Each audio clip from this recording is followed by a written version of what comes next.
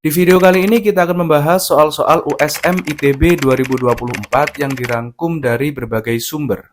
Cek sumbernya di deskripsi. Sebuah partikel bermasa 500 gram mula-mula bergerak dengan kelajuan 3 meter per sekon. Partikel tersebut kemudian ditarik oleh sebuah gaya konstan F sehingga dipercepat 2 meter per sekon kuadrat selama 5 detik. Besar usaha yang dilakukan oleh gaya F selama dipercepat adalah titik-titik Joule. Untuk mengerjakan soal ini kita bisa menggunakan teorema usaha energi. Nah, ini secara lengkap sudah saya jelaskan di video nomor 38 ya. Jadi kalian bisa cek ke situ. Ini saya langsung pakai aja bahwa W sama dengan delta EK, atau berarti EK akhir dikurangi dengan energi kinetik awal. Kemudian cara kita tahu nilai energi kinetik akhirnya itu bisa menggunakan persamaan di GLBB, yaitu bahwa V akhir merupakan V awal ditambah A dikalikan T. Ini V0 itu V awal maksudnya. V awal di sini adalah kelajuan awal ini, yaitu 3 meter per sekon. Ditambah dengan A-nya adalah ini ya, 2 meter per sekon kuadrat dikalikan waktunya adalah 5 detik. Berarti 3 ditambah 10 yaitu 13 meter per sekon. Sehingga B-nya bisa langsung ketahuan kalau kita masukkan nilainya. Karena di sini berarti dia menjadi setengah dikalikan M dikalikan V kuadrat, berarti VT ya. Yang ini adalah setengah dikalikan M dikalikan V0 kuadrat. Jadi rumus energi kinetik itu setengah dikalikan massa benda dikalikan kecepatannya kuadrat. Setengah M-nya bisa kita taruh di luar, berarti nanti gini, VT kuadrat dikurangi V0 kuadrat. Atau W-nya sama dengan setengah, M-nya adalah 500 gram. 500 gram itu kalau kita ubah ke kilogram, dia berarti setengah kilo. VT kuadrat berarti 13 kuadrat dikurangi V0 kuadrat, yaitu 3 kuadrat. Setengah kali 0,5 berarti ya setengah. 0,5 itu kan setengah ya, saya tulis seperti ini aja.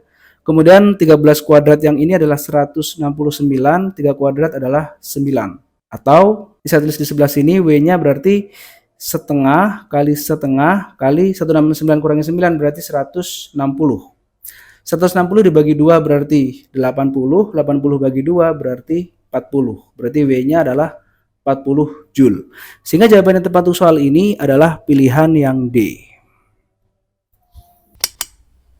Sebuah partikel bergerak sepanjang sumbu X, pada T sama dengan 0, partikel mulai bergerak ke arah sumbu X positif.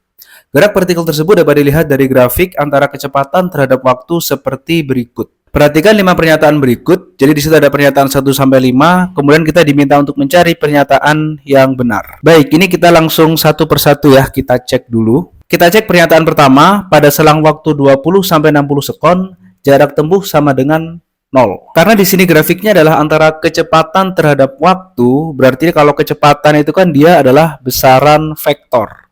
Yang namanya besaran vektor itu punya dua komponen nilai dan komponen arah.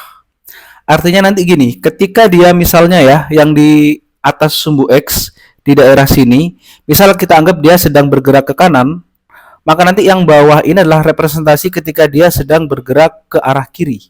Berarti kalau kita lihat dari selang waktu 20 sampai 60, itu antara 20 sampai 40 di area ini partikel sedang bergerak ke arah kanan. Kemudian yang di area ini 40 sampai 60 dia sedang bergerak ke arah kiri. Kemudian cara kita mencari jarak tempuhnya itu dengan mencari luas di bawah grafik ya. Jadi S atau jarak tempuh partikel itu sama saja dengan luas di bawah grafik. Di bawah grafik itu maksudnya adalah luas antara grafik itu dengan sumbu X. Sebagai contoh untuk yang pertama, antara 20 sampai 40, berarti kan dia bentukannya adalah segitiga seperti ini. Artinya kalau saya tulis di sini S dari 20 sampai 40, maka luasnya adalah sama dengan luas segitiga. Luas segitiga itu adalah setengah dikalikan alas kali tinggi. Alasnya itu yang ini, 20 sampai 40. Berarti kita bisa tulis 40 kurangi 20. Kemudian tingginya itu adalah yang ini ya. Yang ini. Karena di situ tidak ada keterangan tingginya. Maksud saya itu tingginya tidak ada angkanya ya, hanya ada 2 petak gitu. Berarti kita tulis saja misalnya di sini 2 ya, yang artinya itu 2 meter per sekon. Berarti kita tulis di sini 2 karena dia 2 petak. Maka jawabannya nanti adalah setengah dikalikan 20 dikalikan 2. 2-nya saling coret. Berarti yang ini jawabannya adalah 20 meter. 20 meter ini dia bergeraknya ke arah kanan karena kita asumsikan tadi yang di atas sumbu X itu dia ke kanan. Jadi dari sini ke sini anggaplah dia menempuh jarak sepanjang 20 meter. Berarti partikelnya di detik ke-20 dia berada di posisi ini, di detik ke-40 dia berada di posisi ini. Dan di sini saya ingatkan sekali lagi bahwa 2 di sini adalah asumsi dia dengan satuan meter per sekon ya, karena di sini kan ada 2 petak ke arah atas tapi dia tidak disebutkan di situ besar per petaknya berapa. Kemudian yang ini, yang segitiga kedua, yang ketika dia bergerak ke arah kiri, yang bagian ini, kalau kita lihat kan dia segitiganya sama. Jadi nanti luasnya pasti sama tuh, dari 40 sampai 60. Sehingga jarak yang dia tempuh nanti adalah sama-sama 20 meter. Dan jarak yang dia tempuh itu ke arah kiri dia geraknya. Berarti dia dari posisi ini menuju ke sini. Artinya gini, ketika di detik ke-20 dia berada di posisi ini di 20 sekon, ini di 40 sekon, kemudian dari 40 sekon dia berbalik arah menuju ke tempat semula di detik ke-60 sekon. Artinya jarak total yang dia tempuh, jaraknya, kalau jarak itu artinya adalah lintasan yang dia tempuh. Berarti karena dia ke kanan 20 meter, ke kiri 20 meter, maka tinggal kita jumlahkan yaitu 40 meter. Sedangkan kan di sini jarak tempuhnya sama dengan 0, itu berarti dia salah ya pernyataannya. Nah, hati-hati terjebak dengan perpindahan. Jadi kalau perpindahannya itu memang 0. Kenapa? Karena perpindahan itu adalah besaran vektor. Perpindahan itu artinya perubahan posisi. Jadi kalau dia bergerak ke kanan 20, berarti dia di sini adalah 20. Kemudian ke kiri dia 20 lagi, berarti nanti dikurang jadinya, negatif 20. Karena perpindahan itu vektor, artinya arah di sini ngaruh. Arah ke kiri berarti dia menunjukkan bahwa nilai vektornya negatif. Sehingga perpindahannya nanti 0. Karena kalau kita lihat di datanya pun di bagian gambar ini, dia tidak berpindah tempat, sehingga perpindahannya 0. Jadi hati-hati antara istilah jarak dengan perpindahan, jangan sampai salah. Jadi pernyataan satu karena dia kata-katanya di sini adalah jarak, maka yang benar adalah 40 meter, sehingga yang ini salah. Oke, jadi ini adalah yang bagian 1. Sekarang kita ke bagian 2. Pada selang waktu 20-60 sekon percepatan partikel tetap. Untuk bagian ini kita tinggal lihat grafiknya saja ya. Jadi kalau kita lihat grafiknya dari 20-60 ini kan garis yang ini. Garis ini kan dia lurus. Kalau dia garis lurus maka percepatan partikelnya udah pasti tetap. Kalau mau kita hitung berarti nanti gini, percepatan itu adalah perubahan kecepatan dibagi dengan selang waktu yang mana dia juga besaran vektor. Kemudian perubahan kecepatan berarti adalah kecepatan akhir. Dalam hal ini kecepatan akhirnya adalah di sini ya, yaitu negatif V. Negatif V, kemudian kecepatan awalnya itu dia di titik ini, yaitu yang ini. Berarti dia V. Jadi ini yang kecepatan akhirnya negatif V, kecepatan awalnya V.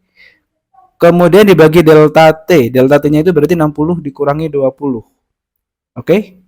Sehingga nanti berarti di sini negatif 2V dibagi dengan 40. Nah, karena V ini bilangan konstan, maka negatif 2V per 40 juga bilangan konstan. Jadi ini sudah sesuai ya bahwa percepatan partikelnya adalah tetap. Jadi yang pernyataan 2 itu benar. Kita ke pernyataan 3. Pada selang waktu 40-60 sekon, partikel bergerak dipercepat. Pernyataan 3 adalah pernyataan yang benar. Jadi walaupun dia percepatannya itu negatif, seperti yang kita lihat di sini, tapi kan dia ke arahnya itu ke arah kiri karena negatif itu menyatakan arah. Jadi dari 40 sampai 60 kalau kita lihat dia itu kecepatannya naik ya. Dari yang awalnya 0, jadi di detik ke-40 itu kecepatannya adalah 0, tapi kalau di detik ke-60 kecepatannya itu adalah sama dengan negatif V. Ini saya beri tanda vektor seperti ini. Artinya kan ada peningkatan di sini dari 0 menjadi negatif V. Negatif ini hanya menyatakan arahnya saja. Bahwa dia yang awalnya itu dia di sebelah kanan di sini, dia sedang bergerak ke arah kiri, tetapi dalam posisi dipercepat. Sehingga nanti pernyataan 3 itu benar, bahwa partikel sedang bergerak dipercepat. Jadi jangan dipersepsikan karena dia negatif, oh terus dia diperlambat. Tidak seperti itu ya, kita harus cek dulu nih, bahwa kelajuannya itu awalnya di titik ini 0, dan di titik ini dia punya kelajuan. Artinya kan dia dipercepat karena kecepatannya makin naik. Kemudian yang keempat, antara selang waktu dengan 10-20 sekon dengan 60-70 sekon, partikel bergerak dengan kelajuan sama. Kalau kita cek dari 10-20, itu berarti dari sini, ini kan 10 sekon ya, berarti dari sini ke sini, dia akan kelajuannya sebesar V. Jadi yang keempat ini, kalau saya tulis, V dari 10 sampai 20, kelajuannya adalah sebesar V. Kemudian V atau kelajuan antara 60 sampai 70, besar kelajuannya sama, yaitu V. Nah, di sini kan negatif. Kalau negatif itu kan menyatakan arah dari kecepatan ya. Tapi kalau besar kelajuannya tetap V. Artinya besar kelajuannya sama gitu ya, walaupun arahnya itu berbeda. Sehingga di sini pernyataan 4 pun dia juga benar. Kemudian pernyataan 5 pada T sama dengan 70 sekuan partikel berada di sumbu X negatif. Nah, ini menarik nih karena gini, kalau kita lihat yang pada T sama dengan 70 di sini, itu kan dia dari detik ke 40. 40 itu yang ini ya, kalau kita lihat dari 40 sampai 70 ini kan dia membentuk bangun trapesium. Kemudian dari 10 hingga 40 itu dia juga membentuk trapesium. Artinya dari 10 sampai 70, benda itu bergerak ke arah kanan, kemudian ke kiri, dan menempuh jarak yang sama gitu. Maksud saya gini, antara 0 sampai 10, kalau bisa saya tulis di sebelah sini ya, ketika dia dari detik T sama dengan 0 sampai sama dengan 10 sekon di sini, bendanya sedang bergerak ke arah kanan. Jadi membentuk grafik yang ini.